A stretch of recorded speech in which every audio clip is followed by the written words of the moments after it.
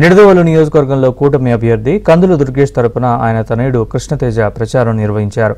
రాష్ట్రంలో కూటమి ప్రభుత్వం రావడానికి సహకరించాలని ఓటర్లను విజ్ఞప్తి చేశారు. నిడదవోలు నియోజకవర్గంలో ప్రజలు మార్పు కోరుకుంటున్నారని అన్నారు. వైసీపీ ప్రభుత్వం ఏర్పాటు చేసిన పీహెచ్సీలో మౌలిక సదుపాయాలు ఏర్పాటు చేయలేదన్నారు. ప్రతి కాలనీలో ప్రజలకు అనేక సమస్యలున్నాయన్నారు. కూటమి ప్రభుత్వం అధికారంలోకి వచ్చిన వెంటనే ప్రతి సమస్యను తీరుస్తామని హామీ ఇచ్చారు.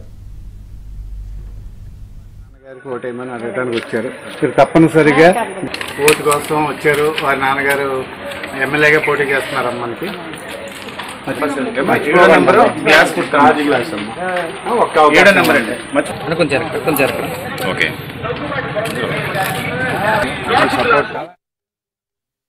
ఆదరణ చాలా బాగుంది. విశేష స్పందన వస్తుంది. ఈ ఊపు చూస్తుంటే నాన్నగారు ఖచ్చితంగా భారీ మెజార్టీతో గెలుస్తారన్న సంకేతాలు వస్తున్నాయి.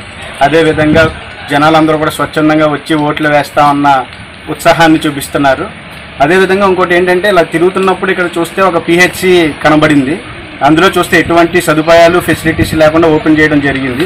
నేను కూడా డాక్టర్ కావడం వల్ల ఒక పిహెచ్సికి అవసరమైనటువంటి సదుపాయాలు ఏమిటైనా ఒక మంచి అవగాహన ఉంది.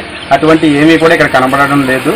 సో అలాంటి పిహెచ్సీలు ఓపెన్ అవ్వడం వల్ల ప్రజలకు ఎటువంటి ఉపయోగం ఉండదు. ఉపయోగం లేకపోవడం కాకుండా దానివల్ల ఇంకా నష్టమే జరుగుద్ది. సో ఎటువంటివి ఎప్పుడు కూడా జరగకూడదు. ఈ గత ప్రభుత్వంలో చాలా వైఫల్యాలు జరుగుతూ ఉన్నాయి. మేము ఎందుకంటే గత నెల రోజులుగా అన్ని ప్లేస్లు తిరుగుతూనే ఉన్నాం. ప్రతి చోట కూడా ఏదో ఇబ్బంది జరుగుతుంది తప్ప ఏ ఒక్క జనాలు ఎవరూ కూడా సంతృప్తిగా కనబడడం లేదు ఇక్కడ.